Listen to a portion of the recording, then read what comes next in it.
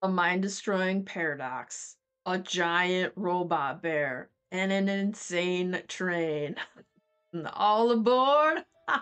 Welcome to the Wastelands.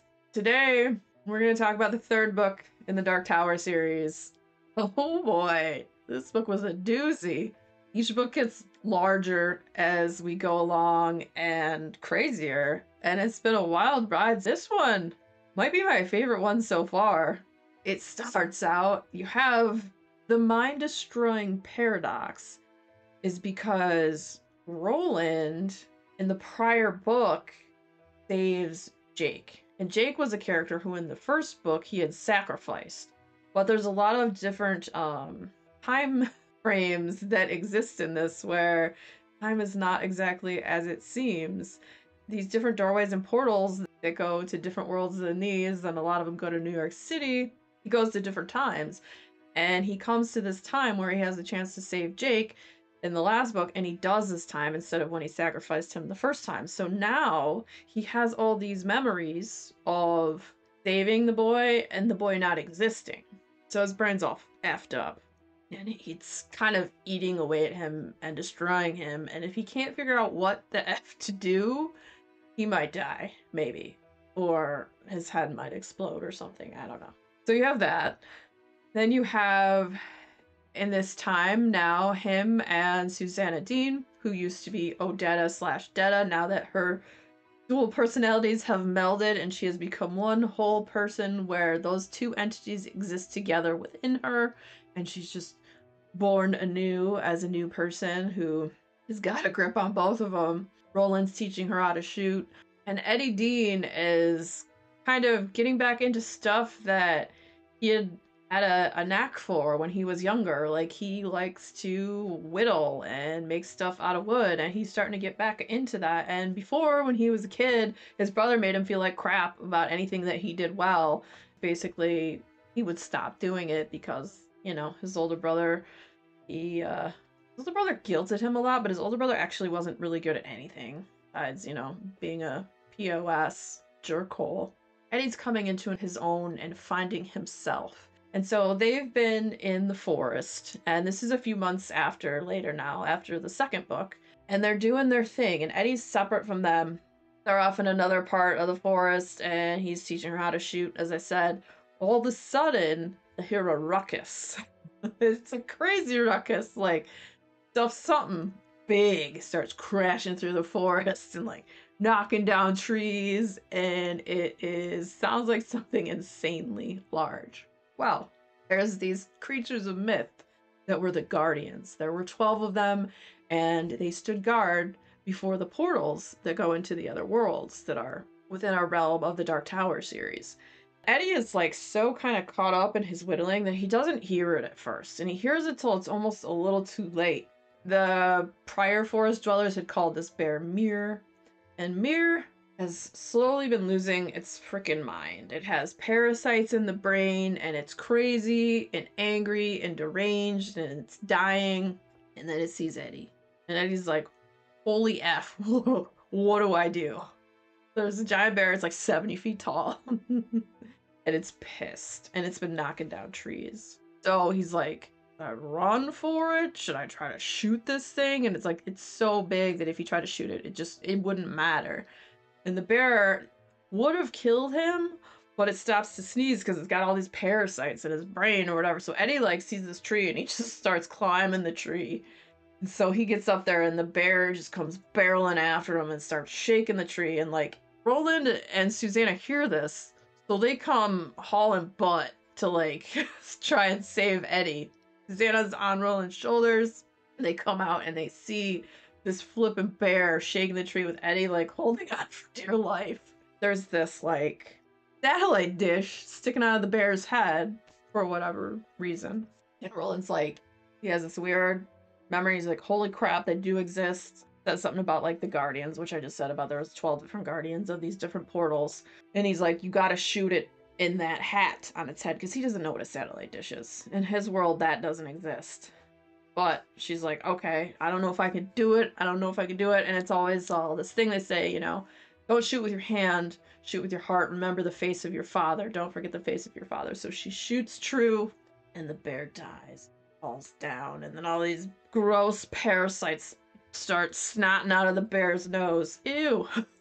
And the bear is like part robot, part real. It's from this company called Positronics, but he's also bleeds blood and had a brain, and I guess it's kind of like a giant cyborg bear of some sort. So they deal with that, and then they decide, okay, Roland's like, this is a sign of where I'm supposed to go next, because if that bear is a guardian for a portal, that's where we need to go. So we need to follow where the bear came from. And while the bear was crashing through the woods, knocking down trees, so it'd probably be fairly easy to follow the path back through the woods. Cool. Now let's flip over to the fact that Jake is now alive and didn't die. So Jake is also kind of going crazy. And he's in this fancy schmancy school that his rich parents sent him to. When all this stuff hits him, like after he didn't die, when he hits that certain timeline, his mind keeps having all these weird thoughts of like dying and not dying, and his brain's basically like arguing in his head about it.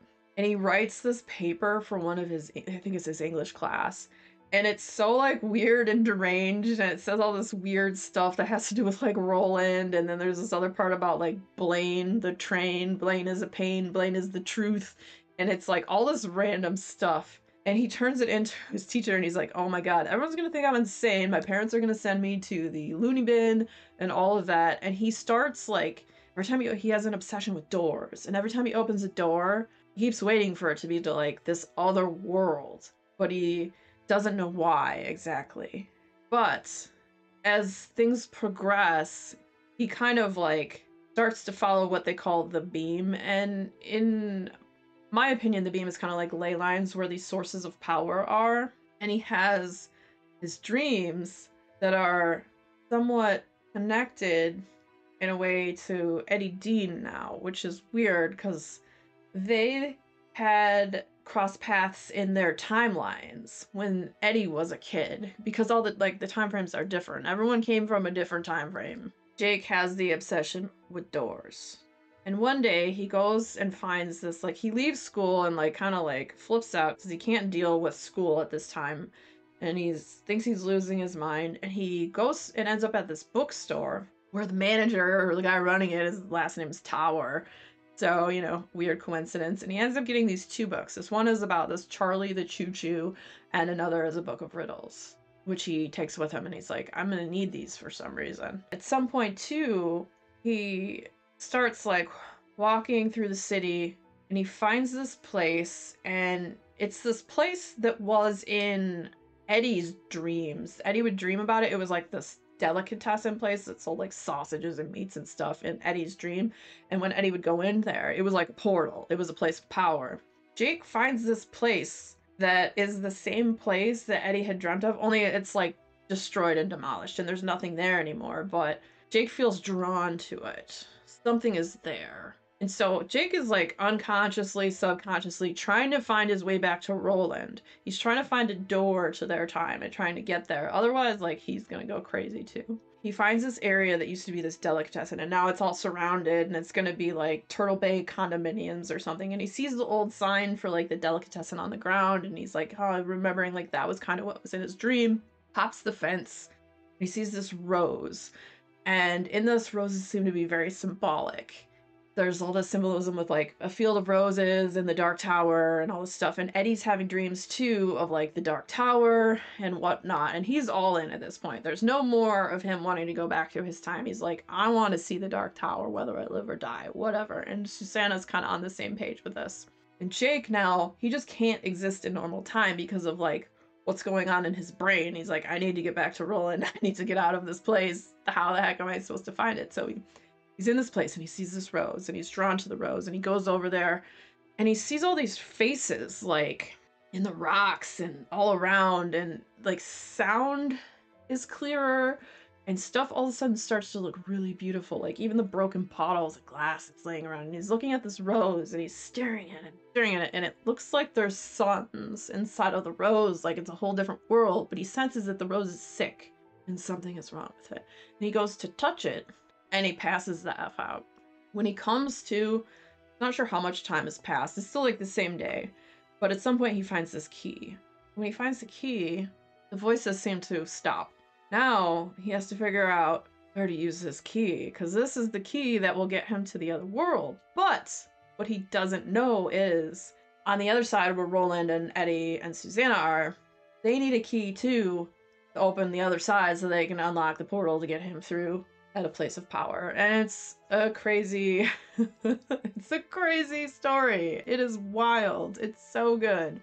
Okay, and then, you know, eventually Jake does get there. And they have to go through this city of Lud that is very dangerous. All that's left there are people who've been at war for years and years. And they need to get into the city. They need to find this train. Now remember, Jake had that book about Charlie the Choo Choo. Well, Charlie the Choo Choo is actually this train that exists in this world, but his name is Blaine. And Blaine was some of the ravings and rantings he had written about in his weird English paper. So there's all these like crazy interlaced tie-ins, and it's so freaking good. I'm enjoying this so much so far. It is awesome. Thumbs up, double thumbs up for the third book in the Dark Tower series. The next book is even larger. I think it's like 900 pages. Is it The Wizard of Glass? It's Wizard and Glass. I was close. I will be getting into that one next month. So, go for that one. And I'm putting all of these into a playlist, so there will be a Dark Tower series playlist. If you are interested and haven't seen my other two videos for the first and second book, that'll be the next video coming up, which will be the playlist. So you can watch those other two videos if you're interested. And if you had fun hanging out today, hit that subscribe button, come back, see me again, and we'll talk about more bookish things and weird stuff.